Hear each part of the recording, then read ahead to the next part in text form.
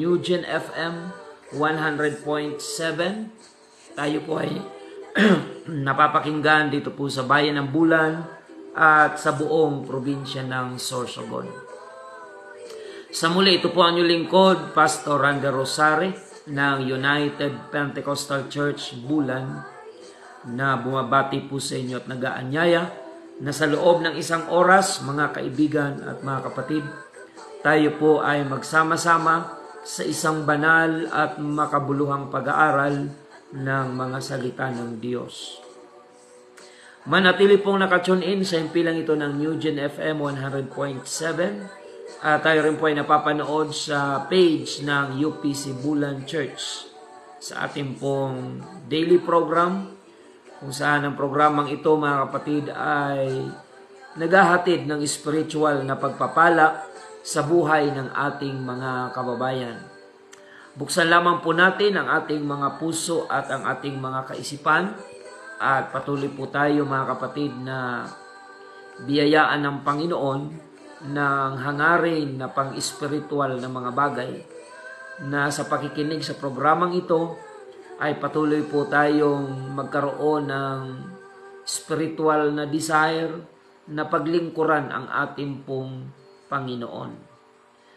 Ibukas lamang po natin ang ating mga puso at ang ating mga kaisipan at hayaan po natin ang Panginoon na patuloy pong ipangusap sa atin ang mga banal na bagay na tanging mag-uugnay sa atin sa Panginoon.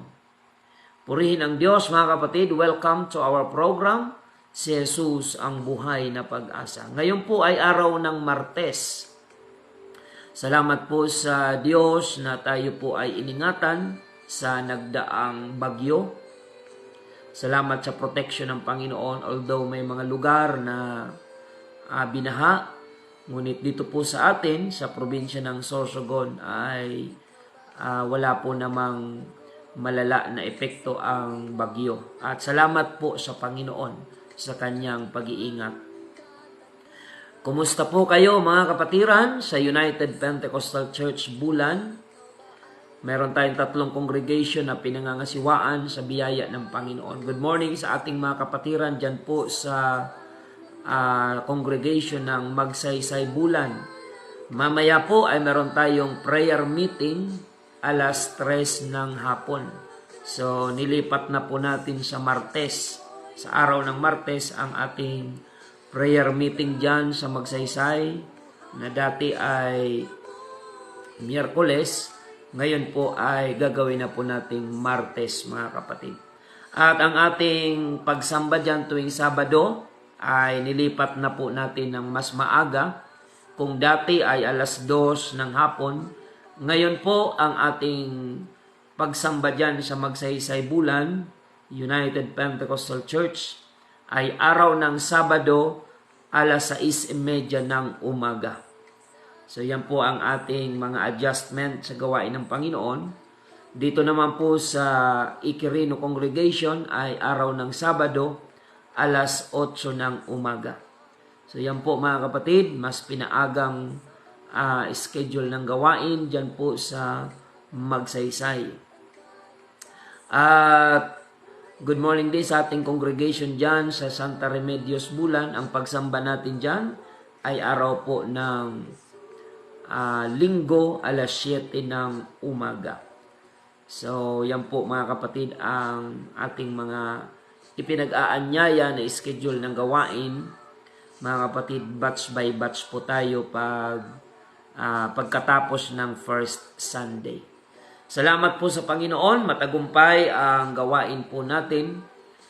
Sa kabila ng malakas na ulan dahil bagyo, mga kapatid, nung linggo, ay matagumpay po ang ating first Sunday revival service na ginanap dito po sa UPC Compound, Ikirino, Bulan. Salamat po sa Panginoon at ang Diyos ay patuloy po na nagpapalago sa spiritual na buhay ng ating mga kapatid sa pananampalataya. Sa mga nais pong magpaabot ng inyong mga mensahe, pwede po kayo mag-text. Kung kayo ay mayroong mga prayer request, answered prayer, mga kapatid, at mga testimonies kung paano po kayo napagpapala spiritually sa pamamagitan ng pagsubaybay sa programang ito. Pwede po kayo mag-text sa 0951-932-0038. 0951-932-0038. Yan po ang ating contact number, mga kapatid. At good morning din sa ating mga kapatiran dito po sa congregation ng Ikirino. Pagpalain po kayo ng ating Panginoon. At sa mga testimonies na ating pong nare-receive, salamat kay Sister Mary Jane Solidad sa kanyang testimony. Pinag-pray po natin yung kanyang bukol sa kanyang breast at ngayon daw po ay patuloy na pinagagaling ng ating Panginoon. Lumiliit ang kanyang bukol sa tulong at biyaya ng ating Panginoon. So God be the glory. Salamat sa testimony, Mr. Mary Jane Solidad. At kung kayo ay kabilang sa mga pinaghimalaan ng Panginoon, bunga ng inyong pag-send ng prayer request, mga kapatid, ay balitaan nyo po kami kung anuman ang answered prayer na inyong tinanggap mula sa Panginoon. Mga kapatid, ibigay natin ang kaluwalhatian, karangalan at pagpupuri sa pangalan ng ating Panginoong Hesukristo. Purihin ang Diyos, mga kapatid. At sa ating pagpapatuloy, good morning din sa ating mga viewers sa Facebook Live. Pakishare, mga kapatid, ng ating daily program upang kung paano kayo napagpapala sa inyong pagtsatsaga na sumubaybay sa napakaaga nating programa, ay mapagpala din po ang ating mga kababayan na makakasubaybay po ng ating mga programang tuwing umaga katulad nito. So, pagpalain po kayo ng Panginoon. Good morning sa ating mga viewers, kay Brother Ray Galo Sr., Brother George Camayo Tabog, Sister Eleanor Giocado, Sister Belen Rivera. Pagpalain po kayo ng Panginoon. At sa lahat ng mga OFWs na nakasubaybay po sa atin sa iba't ibang bansa na nararating po ng ating programa, patuloy po kayong pagpalain ng Panginoon, lahat ng mga OFWs dyan sa Dubai, dyan sa Saudi Arabia, sa Kuwait, sa US, mga kapatid, dyan sa Japan. Ayan, si Sister Regine Chuji, Sister Cherry, and Sister Christine. Good morning po sa inyo. At dyan sa Riyadh, pagpalain kayo ng ating Panginoon. Sa Qatar, pagpalain po kayo dyan ng Panginoon. Maging dyan sa Singapore, sa Hong Kong, lahat ng mga bansa na meron tayong mga viewers. Diyan sa Palau, marami tayong mga viewers diyan sa bansang Palau. Pagpalain kayo ng ating Panginoon. Good morning kay Brother Oli and Sister Nanette. Pagpalain kayo ng Panginoon. Sister Marlene Golyoso, pagpalain kayo ng ating Panginoon. Sa lahat ng mga viewers natin na intentionally ay gumigising ng maaga upang subaybayan ang programa po natin, na kung saan marami pang tulog, mga kapatid, sa oras na ito. Kaya ako ay nagpapasalamat and I really appreciate the effort of our viewers na nagigising sila ng napakaaga upang subaybayan ang ating programa. Keep on sharing, mga kapatid. Amen. Good morning kay Sister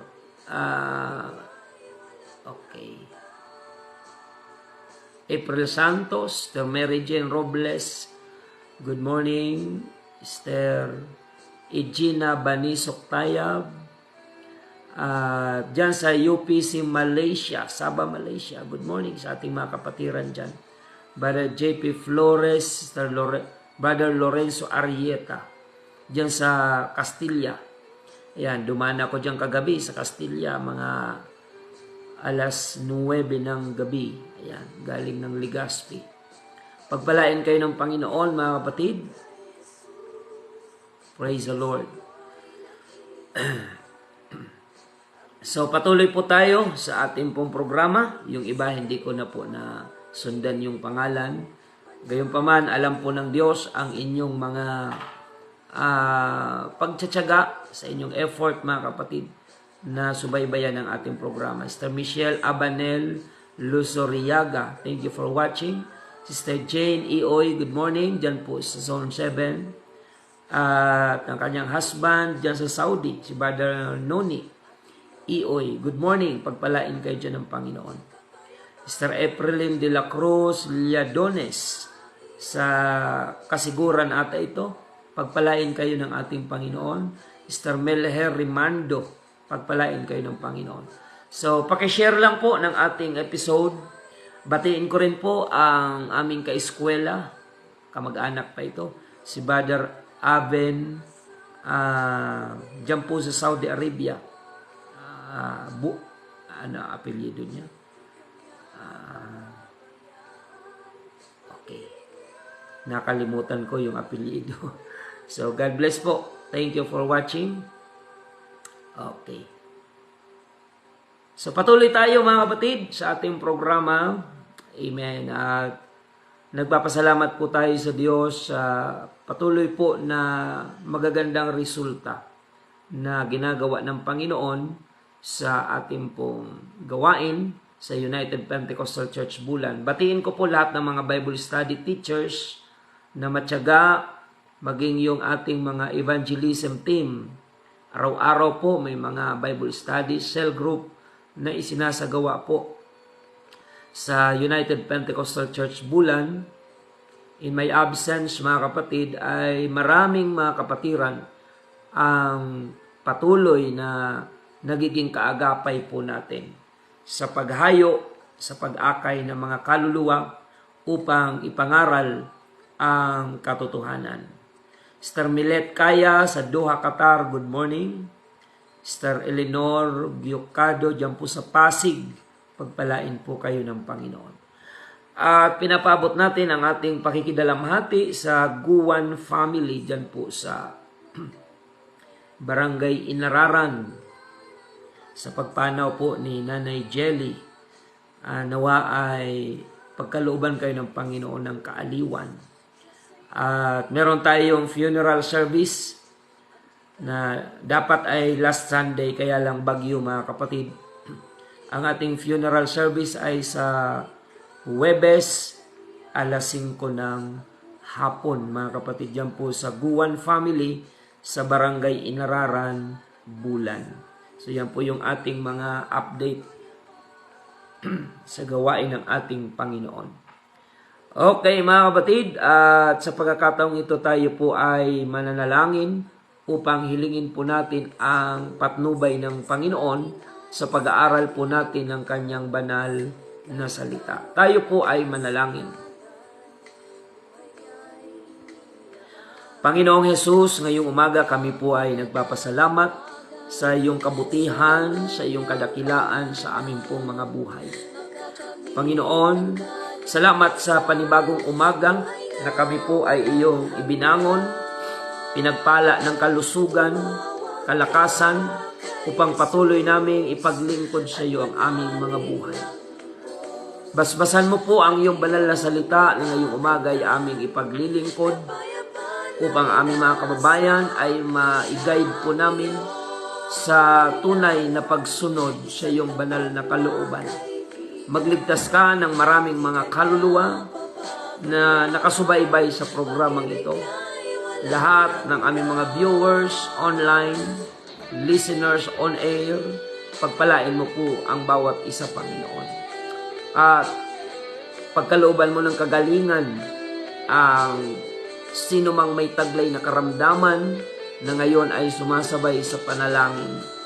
Panginoon, dalangin po namin ang complete healing and recovery mula sa pagka-stroke ni Brother Ebergonia dyan po sa lugar ng Barangay Sumagungsong. Pagpalain mo po siya ng kagalingan at makarecover siya completely sa pagka-stroke at patuloy niyang madama ang iyong pag-ibig at ang iyong kapangyarihan. At ganoon din si Brother Rudy Jucarisa, ipagkaloob mo po sa kanya ang kompletong kagalingan. In the name of our Lord Jesus Christ. At ganun din, Panginoon, si Brother Bio Dorotan, sa banta ng high blood, ipagkaloob mo po ang kagalingan. Maging si Brother John Rolly Magkayan, ganun din po, pagkalooban mo ng kagalingan sa banta ng high blood. Lahat ng mga may karamdamang taglay na ngayon ay sumasabay sa panalangin ito. Saan man sila naroroon, Panginoon, pagkalooban mo po ng kumpletong kagalingan. Salamat din sa answered prayer and testimony sa panalangin ay pinagkalooban mo ng kagalingan ang bukol sa breast ni Sister Mary Jane Gulyena Solidad. Salamat, Panginoon, sa iyong pagkilos. Pinatunayan mo na ikaw ay Diyos na makapangyarihan and nothing is impossible with you. Salamat, Panginoon, patuloy mong palakasin ang pananampalataya ng bawat isa na mayroong mga pinagdadaanan sa buhay, mga challenges ng buhay na ito. Patuloy mong i-increase ang pananampalataya ng bawat isa upang kami, O Diyos, ay hindi magagapi ng mga suliranin, kundi lahat ng aming pagdadaanan ay aming mapagtatagumpayan sa tulong at biyaya mo, Panginoong Jesus. Maraming salamat, Panginoon. Sa iyo lamang ang kaluwalhatian, papuri at pagsamba. In the name of our Lord Jesus Christ, we pray. Amen and amen. Purihin ang Panginoon, mga kapatid. Patuloy po tayo sa ating programa. Sa mga humahabol, Brother Rodolfo Sergio, thank you for watching. Sister Mary Jane Barsaga Peralta, good morning. Pagpalain po kayo ng ating Panginoon. So mga kapatid, paki-update po ako kung kayo ay nakamonitor ngayon sa istasyon ng Newgen FM 100.7. Kung tayo ay malinaw na napapakinggan, mga kapatid, ang ating audio sa radyo, kung malinaw po tayo, paki-update na lang po. Praise the Lord. Sister Mary Grace Robles, thank you for watching. Pagpalain kayo ng ating Panginoon. Sister Angelita Liguro, si Mama Edin Nabwa, good morning. Thank you for watching. Okay mga kapatid, hanggang dito lang muna ang ating mga pagbati at tayo ay dadako na sa pinakamahalagang bahagi ng ating pong programa, ang pangangaral po ng salita ng Panginoon. Buksan po natin ang ating Biblia kasabay ng pagbukas ng ating mga puso. Praise the Lord. Ay, brown out daw ngayon kay Sister Helen Reblora. Okay. So, may mga lugar po na wala pang kuryente ngayon. Salamat sa Diyos na mayroong data, mga kapatid, ang inyong mga cellphone. Good morning kay Sister Mirna, dyan po sa Kuwait. Pagpalain ka po ng Panginoon, kapatid. At ngayon po ay dadako tayo sa Word of God. Praise the Lord. Ang topic natin ngayon is about holding on to the Apostles' Doctrine. Dito po mga kapatid sa aklat ng Acts chapter 2 verse 41. Sabi po dito, then they that gladly received His word were baptized, and the same day there were added unto them about 3,000 souls. And they continued steadfastly in the apostles' doctrine, and in fellowship, and in breaking of bread, and in prayer. Yaon ngang nagsitanggap ng kanyang salita, ay nangabautismuhan at nangaparagdag sa kanila ng araw na yaon ang may 3,000 kaluluwa. At sila'y nagsipanatiling matibay sa turo ng mga apostol at sa pagsasama-sama, sa pagpuputol-putol ng tinapay at sa mga pananalangin. Pagpalain po ng Panginoon ang kanyang banal na salita. So ang ating topic ngayon is holding on to the apostles' doctrine. So kailangan nating matutunang panghawakan. Magkaroon tayo mga kapatid ng spiritual connection sa mga apostoles. Amen. Mga kapatid, mga kaibigan, meron pong mga grupo ng relihiyon o pananampalataya na ang kanilang basihan daw para sabihin na sila ay nasa tama na paniniwala ay dahil meron daw sa kanilang relihiyon na mga naitago na mga buto ng alagad. Yan, kaya mahalaga sa kanila yun eh. Kasi yun ang iniisip nilang patunay na sila ay connected sa mga apostoles. Merong mga nagki-claim, for example, sa Vatican, meron doong paniniwala na yung labi daw, yung buto, yung libingan daw ni San Pedro ay naroon sa ilalim ng kanilang Vatican na tinatawag, mga kapatid. Kinikip daw nila yung mga bagay na yon, mga labi na mga sinasabing apostoles na wala namang 100% na patunay, mga kapatid. Sinasabi nila na naroon sa kanilang simbahan yung buto ng mga alagad o kung sino mang mga unang apostol. Mga kapatid, ang dapat na maging connection natin sa mga apostoles, hindi po yung kanilang pisikal. Ang iba naman ay meron sila sa kanilang mga museo ng parte daw ng damit ni Jesus Christ. Ang iba ay merong tinatago na bahagi daw yun ng krus na pinagpakuan kay Jesus Christ. Yan, may mga simbahan na ganun. Iniingatan nila yon at niluluhuran nila, sinasamba nila, mga relikya, mga kapatid. Bahagi daw ng buto ng mga alagad na andun sa kanilang simbahan, nakadisplay. Mga kapatid, yun ang kanilang pinangahawakan na sila di umano ay konektado sa mga apostoles ni Jesus Christ. Mga kapatid, ano ba ang dapat maging connection natin sa mga alagad ni Kristo? Ito ba ay physical na connection? O yung spiritual and doctrinal na connection? Tayo po sa United Pentecostal Church, we don't claim any parts of the body of the apostles. Mga kapatid, wala tayong interest doon. Mga kapatid, it doesn't matter kung mayroong mang damit ang apostoles na napunta sa inyo. Wala pong kinalaman yan sa ating kaligtasan. Kung mayroon man po tayong dapat na panatilihing connection sa mga apostoles, ito po ay ang tinatawag na apostles' doctrine. Yung spiritual foundation, kung ano ang ipinangaral ng mga alagad.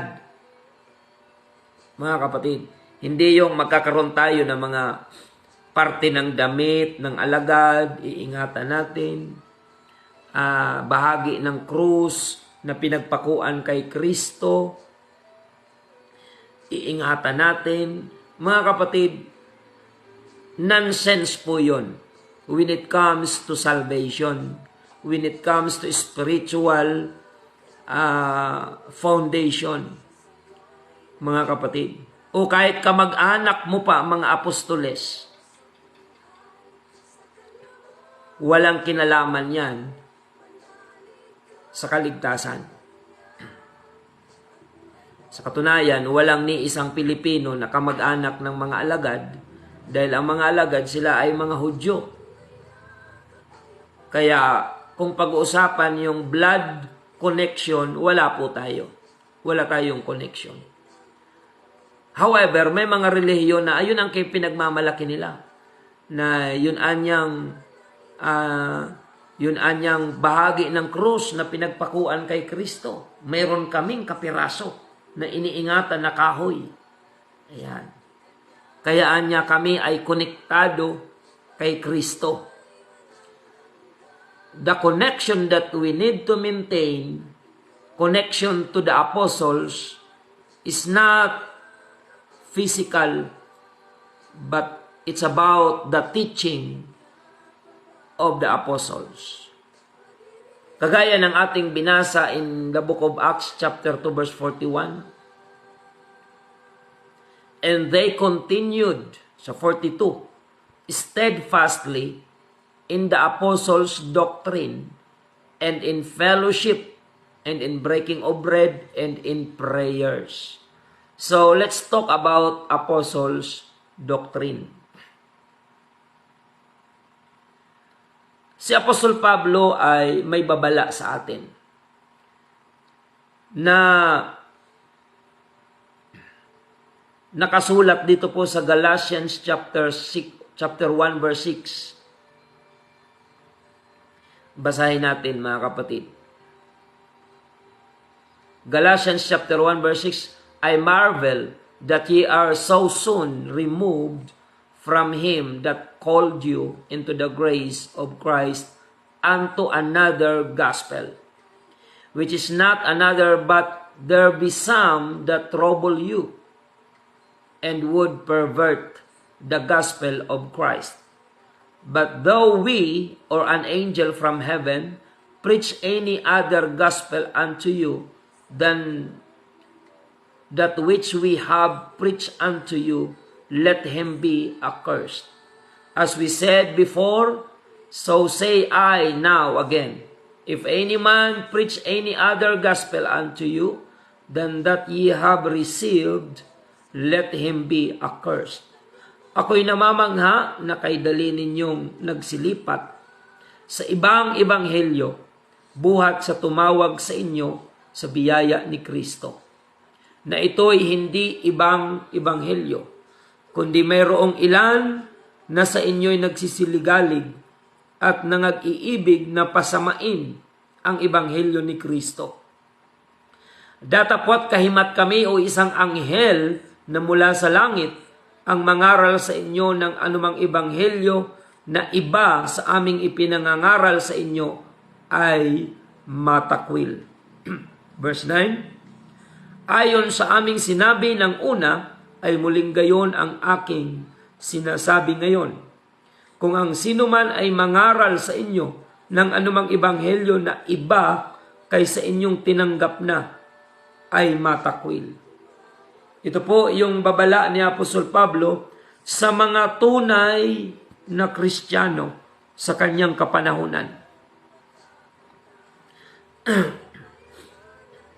Na ang sabi niya, kay mat o anghel, kami man o maging anghel, ang mangaral sa inyo ng iba sa aming ipinangaral sa inyo, ang sabi ni Apostol Pablo ay itakwil. Kaya ang dapat na maging connection ng mga Kristiyano ngayon sa mga apostoles ay hindi yung mga relikya, hindi yung mga parte ng katawan nila, mga buto nila, damit nila, o gamit na kanilang naging kasangkapan. Ang tawag doon ay mga relikya. Sinasamba, pinamimisahan, pinapabindisyonan. Wala po yung kinalaman. Ipagpalagay natin na totoo nilang buto yun, totoo nilang katawan yun, o buhok, buto, ngipin, damit. Ipagpalagay na natin na yun ay totoo nilang kagamitan. Wala po yung kinalaman sa ikaliligtas ng ating mga kaluluwa.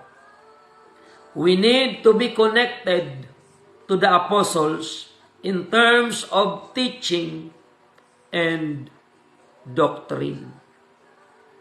Yung pagtuturo at pananampalataya, yung doktrina na itinuro ng mga alagad.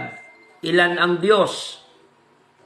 Tinuro po ng mga alagad na mayroon lamang iisang tunay na Diyos. Ang mga alagad ay hindi nagturo ng paniniwala na 3 persona ang Diyos. Wala pong ganong aral ang mga alagad. The apostles did not teach the Trinity, mga kapatid. Kaya hindi natin yan pwedeng ipagpatuloy. Ang ipinangaral ng mga alagad ay mayroon lamang iisang tunay na Diyos. Ang bautismo na ipinangaral ng mga alagad ay bautismo sa pangalan ng Panginoong Hesukristo.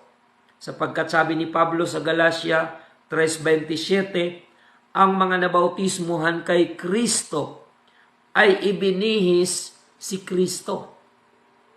Ang mga alagad ay hindi nagturo, mga kapatid, na gumawa ng mga ribulto at luhuran, sindihan ng kandila at dadasalan at iikot, ipoprosesyon sa mga lansangan.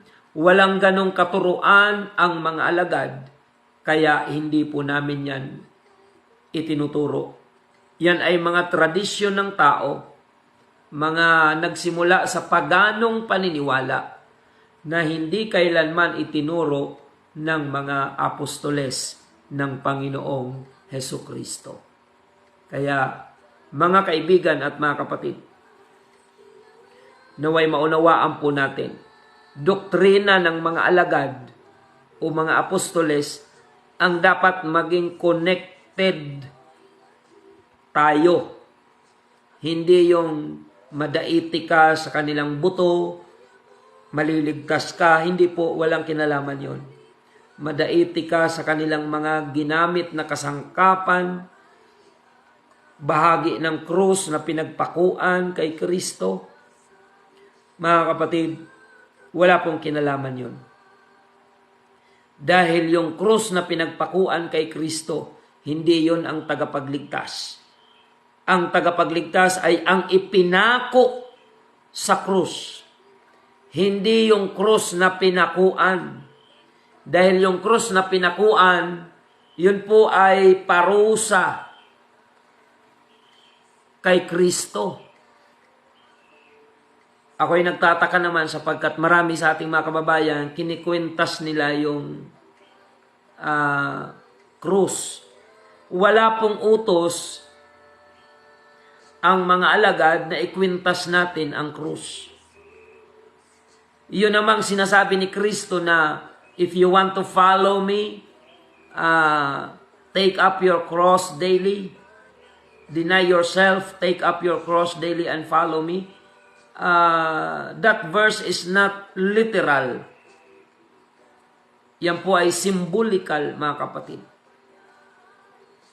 Ang krus ay parusa sa panahon ng Roman Empire, pinakamabigat na parusa sa mga kriminal at pusakal. Kaya nga, nung pinako si Jesus Christ sa krus, hindi siya doon karapat-dapat. Dahil yun po ay parusang nakakahiya na ikukrusify ka. Kaya sabi nga nung isang magnanakaw, nung nangungutya yung isa, ang sabi ng isang magnanakaw, tayo ay nararapat sa parusang ganito. Aminado siya na masama sila. Kaya sabi niya, nararapat lang na tayo'y tumanggap ng ganitong parusa. Ngunit ang taong ito, na si Jesus Christ, ang tinutukoy, ay walang kasalanan. Ibig sabihin, ipinahiya ng mundo si Jesus Christ. Pero tinanggap lahat ni Jesus Christ ang kahihiyan sa krus para tayo ay maligtas.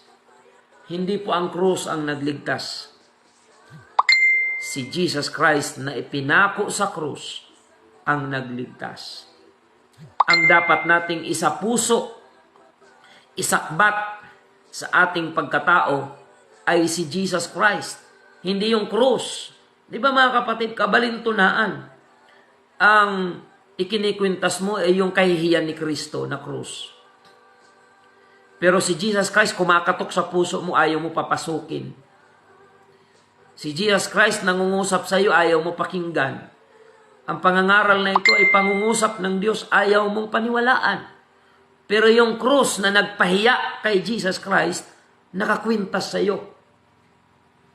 Tingnan mo nga naman ang tao kapag walang pagkaunawa, mga kapatid. Ang tao ay nasasadlak sa maling direksyon ng paniniwala.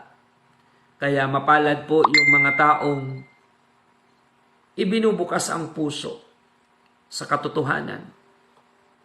So, sa panahon ng Roman Empire, ang krus ang pinaka nakakahiya na parusa, pinakamabigat na parusa sa mga makasalanan.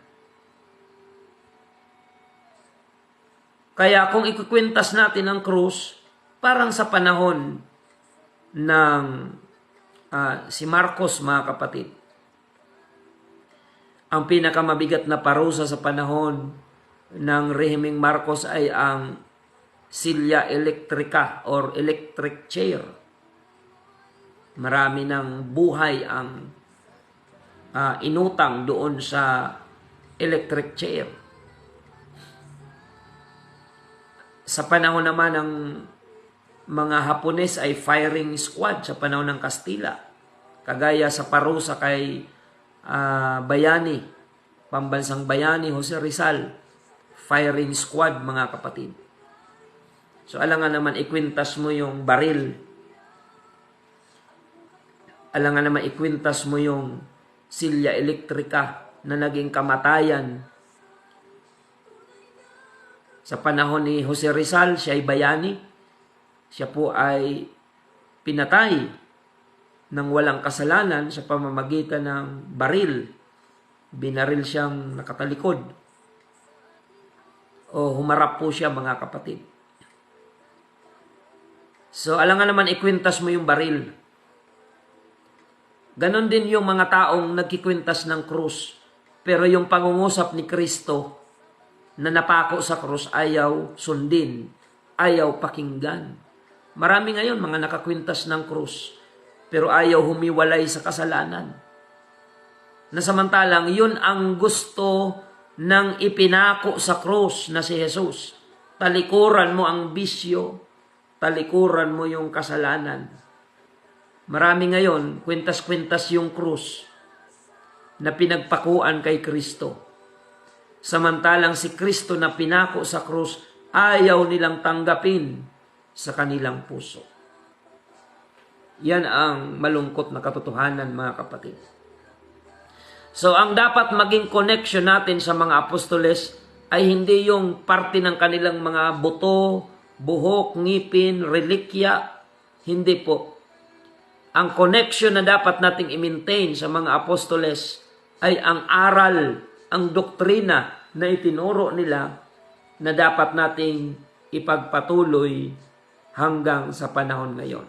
Sabi ni Pablo kay Timoteo, 1 Timothy chapter 4 verse 16, "Take heed unto thyself and unto the doctrine.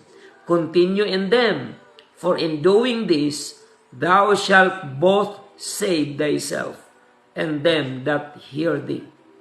Mag-ingat ka sa iyong sarili at sa iyong turo. Manatili ka sa mga bagay na ito, sapagkat sa paggawa nito ay ang iyo ring sarili ang ililigtas mo at pati ng mga nagsisipakinig sa iyo. Ayan. Yun daw ang iingatan, yung doctrine. Kaya pag binasa mo sa Biblia, hindi itinuro ng mga alagad na tayo ay lililok ng mga ribulto para ipatungkol sa Diyos. Sa katunayan, yan ay kinapupuutan ng Panginoon na tayo ay magkaroon ng mga larawang inanyuan. na ipinatutungkol sa Diyos.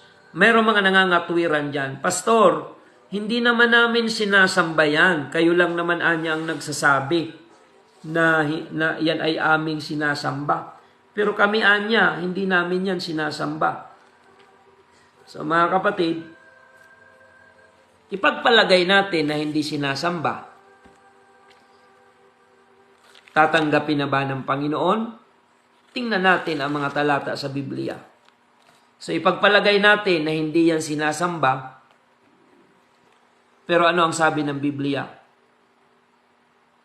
Huwag kang magkakaroon ng ibang mga Diyos sa harap ko. Exodus chapter 20. Basahin natin ang Exodus chapter 20. Verse 2, Ako ang Panginoon ng Diyos, ako ang Panginoon mong Diyos na naglabas sa iyo sa lupain ng Ehipto sa bahay ng pagkaalipin. Huwag kang magkakaroon ng ibang mga Diyos sa harap ko. Huwag kang gagawa para sa iyo ng larawang inanyuan o ng kawangis man ng anumang anyong nasa itaas sa langit o ng nasa ibaba sa lupa o ng nasa tubig sa ilalim ng lupa. Huwag mong yuyukuran sila o paglilingkuran man sila. Huwag daw yuyukuran, huwag paglilingkuran. So, i-minus na natin yung salitang pagsamba. Kasi marami dyan ang in denial. Hindi naman anya namin yan sinasamba, Pastor. Kayo lang naman ang nagsasabi. Pero kami sa puso namin, hindi namin yan sinasamba. O ipagpalagay natin, lusot ka doon. Ipagpalagay lang naman. Ang sabi sa ibang talata, huwag magkakaroon. Nagkaroon ka, di sumuway ka. Pastor, hindi naman yan, hindi naman ako ang gumawa niyan. Ipinamana pa yan sa akin ng aking mga lolo't lola. The fact na nagkaroon ka, sumuway ka. Kasi sabi ng Biblia, i-minus natin yung salitang pagsamba kung ayaw niyong aminin na yun ay inyong sinasamba. Lumabag pa rin kayo sa Diyos. Sapagkat sabi ng Diyos, huwag magkakaroon.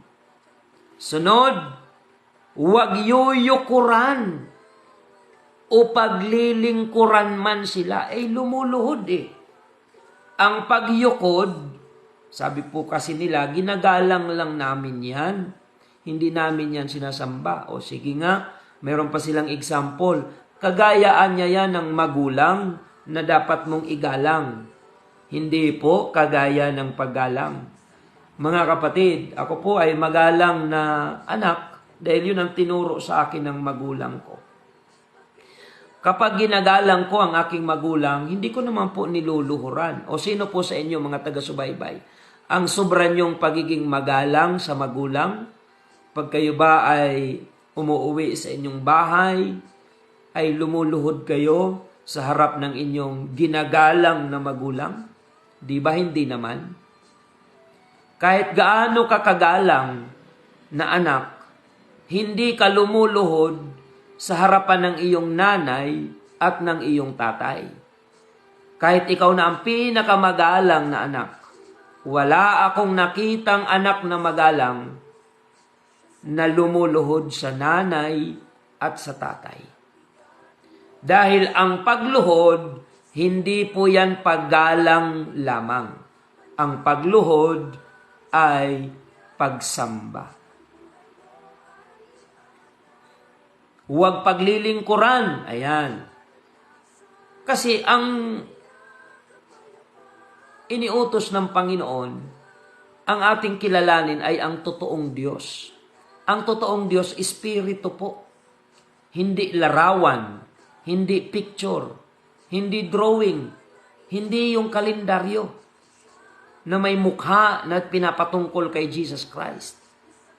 Mga kapatid, ang tunay na Diyos ay espiritu. Juan 4:24. God is spirit, and they that worship God must worship God in spirit, not in images, not in picture, worshiping God in spirit and in truth. John chapter 4 verse 24. Mga kapatid. So ipagpalagay natin na hindi yan sinasamba. O pagbigyan natin. O sige, kung hindi sinasamba. Sabi ng Bible, huwag magkakaroon. Nagkaroon kayo. Lumabag kayo sa Diyos. Huwag yuyukuran. Ayan. At huwag paglilingkuran. Sapagkat akong Panginoon mong Diyos ay Diyos na mapanibughuin. Verse 5, huwag mong yuyukuran sila o paglilingkuran man sila, sapagkat akong Panginoon mong Diyos ay Diyos na mapanibughuin, na aking dinadalaw, ito'y sumpa, ang katampalasanan ng mga magulang sa mga anak hanggang sa 3 at 4 na sali ng lahi ng mga napupuot sa akin, at pinagpapakitaan ko ng kaawaan ang libo-libong umiibig sa akin at tumutupad ng aking mga utos. Ayan, mga kapatid, maliwanag po, ang pagluhod ay hindi po yan paggalang lamang. Kaya alam nyo po, sina Pablo, nung sila ay niluhuran sa isang kanilang sa naranasan nila na sila ay niluhuran, sinamba ng mga tao, mga kapatid, nagalit ang mga alagad. Sapagkat ang sabi nila, bakit nyo ito ginagawa sa amin? Kami ay mga tao rin na katulad ninyo. Hindi po itinuro ng mga apostol na sila ay sasambahin, sila ay dadalanginan, sila ay luluhuran. Hindi po. Kaya kung tayo ay nananalangin maliban sa tunay na Diyos, abay, nahuhulog tayo sa pagsamba sa Diyos-Diyosan. At ang pagsamba sa Diyos-Diyosan ay kinapupuutan ng ating Panginoon. Kaya pwede pala na nagsasadyos ka sa akala mo, pero habang nagpa-practice ka ng iyong pagsasadyos, ay nadadagdagan ang iyong kasalanan sa harapan ng totoong Diyos. Sapagat sabi ng Panginoon, huwag kang magkakaroon ng ibang mga Diyos sa harap ko. Huwag kang gagawa para sa iyo ng larawang inanyuan o ng kawangis man ng anumang anyong nasa itaas sa langit o ng nasa ibaba sa lupa o ng nasa tubig sa ilalim ng lupa. Huwag mong yuyukuran sila o paglilingkuran man. Ay, di ba? Pinapasan pa nga dinadamitan, pinagtitirikan ng kandila, binibihisan, at pinapasan upang iikot sa mga lansangan. Paglilingkod po ang tawag doon. Ibinawal po yun ng Panginoon. Huwag daw paglilingkuran. Sapagkat ang Diyos ay Diyos na mapanibughuin. Aking sinusumpa o dinadalaw, yung pagdalaw dyan ay simbolo ng sumpa.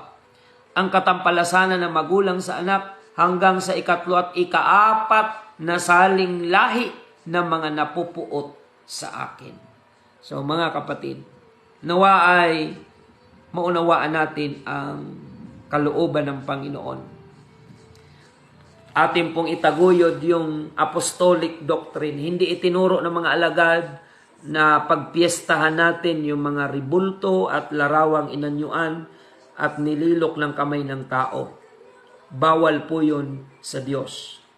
Sabi ni Pablo, mag-ingat ka sa iyong sarili at sa iyong turo or doctrine. Manatili ka sa mga bagay na ito, sapagkat sa paggawa nito ay ang iyo ring sarili ang ililigtas mo at pati ng magsisipakinig sa iyo. Purihin ang Panginoon.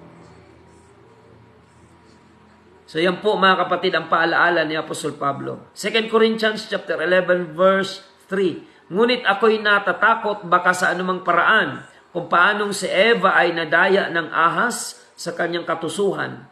Ang inyong walang malay at malinis na mga pag-iisip na kay Kristo ay pasamain. Sapagkat kung yaong paririto ay mangaral ng ibang Jesus na hindi namin ipinangaral, o kung kayo'y nagsitanggap ng ibang espiritu na hindi ninyo tinanggap, o ibang ebanghelyo na hindi ninyo tinanggap, ay mabuting pagtiisan ninyo. Ayan. So mga kapatid, yan po ang dapat nating maunawaan. Ipinatatakwil ni Pablo ang mga aral na hindi nila itinuro sa mga unang Kristiyano. 2 Timothy chapter 4 verse 12. Preach the word. Be instant. Ayan. 2 Timothy chapter 4 verse 1. I charge thee therefore before God and the Lord Jesus Christ, who shall judge the quick and the dead at his appearing and his kingdom. Preach the word, be instant, in season out or out of season. Reprove, rebuke, exhort with all long suffering and doctrine. For the time will come when they will not endure sound doctrine, but after their own lusts shall they heap to themselves teachers having itching ears. And they shall turn away their ears from the truth and shall be turned into fables. Ipinagbibilin ko sa iyo sa paningin ng Diyos at ni Kristo Jesus na siyang huhukom sa mga buhay at sa mga patay sa pamamagitan ng kanyang pagpapakita at sa kanyang kaharian. Ipangaral mo ang salita, magsikap ka sa kapanahunan at sa di kapanahunan. Sumawata ka, sumaway ka, mangaral ka na may buong pagpapahinuhod at pagtuturo. Sapagkat darating ang panahon na hindi nila titiisin ang magaling na aral, kundi pagkakaroon nila ng katinang tainga, ay magsisipagbunton sila sa kanilang sarili na mga gurong ayon sa kanilang sariling masasamang pita. At ihihiwalay sa katotohanan ang kanilang mga tainga at mga ibabaling sa katha. So yan po mga kapatid ang babala ni Apostol Pablo. Preach the word in season or out of season. Let us continue in the apostles' doctrine hanggang sa pagbabalik ng Panginoon. Ay maabutan niya tayo na ang apostolikong pananampalataya ang ating itinataguyod at hindi ang ating mga minanang tradisyon mula sa ating mga ninuno. Purihin ang Panginoon mga kapatid. Yan po ang ating napag-aralan ngayong umaga. At sa ating pagtatapos, I hope na may ipinapangusap ang Diyos sa ating mga taga-subaybay. Pakishare na lang po ng ating episode mga kapatid upang marami ang mapagpala. Tayo po ay manalangin. Panginoong Jesus, kami po ay nagpapasalamat sa katotohanan ito. Mahirap ipangaral ang katotohanan. Lalo na kung may mga tatamaang kamalian na isinasagawa ng mga tao. Ngunit ito ay mandato na nagmumula sa iyo na ipangaral ang katotohanan sa kapanahunan o sa di kapanahunan. Panginoon, ang aming layunin ay hindi manugat ng damdamin ng sinuman, kundi upang magpalaya gamit ang katotohanan na iyong ipinahayag, sapagkat ang katotohanan lamang ang magpapalaya sa tao. Panginoon, dalangin po namin ang iyong pangungusap, ipadama mo po sa aming mga taga-subaybay. I pray for the spirit of freedom from the bondage of wrong teaching, wrong belief, traditions of men, lahat ng mga kamalian na gumagapos sa isip at puso ng marami naming kababayan. Palayain mo po ang bawat isang nakikinig sa programang ito. Maraming salamat, Panginoon. Gamitin mo ang iyong mga salita at mga katotohanan ito na aming ipinaglingkod upang ang aming mga kababayan ay akayin sa tamang pagkilala sa iyo at tamang pagsunod sa iyong banal na kalooban. Maraming salamat, Panginoon. Ito po ang aming samot dalangin. In the name of our Lord Jesus Christ we pray. Amen and amen. Mga kapatid, bago po ako magpaalam, ay pakishare po ng ating episode ngayon sa mga viewers natin sa Facebook Live. At sa mga nais magpaabot ng inyong mga messages, you can text me at 0951-932-0038. 0951-932-0038. At ngayon po ay araw ng Martes, may prayer meeting po ang mga kapatiran natin dyan sa Barangay Magsaysay Bulan, mamayang alas 3 ng hapon ang ating prayer meeting ngayong araw ng Martes. At ang ating pong mga pagsamba sa Panginoon, pinag-aanyaya po namin sa inyo araw ng Sabado. Balik po tayo sa batch by batch mga kapatid. Dito sa Iquirino, ang pagsamba ay alas 8 ng umaga. Diyan sa Magsaysay Congregation Bulan ay mas maaga po. Sa Sabado, alas 6:30 ng umaga ang ating pagsamba. At yan po sa ating congregation sa Santa Remedios, araw ng Linggo, alas 7 ng umaga ang ating pagsamba. Maraming salamat po. Pagpalain kayong lahat ng ating Panginoon mga kapatid. At ito po ang inyong lingkod, Pastor Randy Rosare ng United Pentecostal Church Bulan na nagpapasalamat sa inyong pagsubaybay.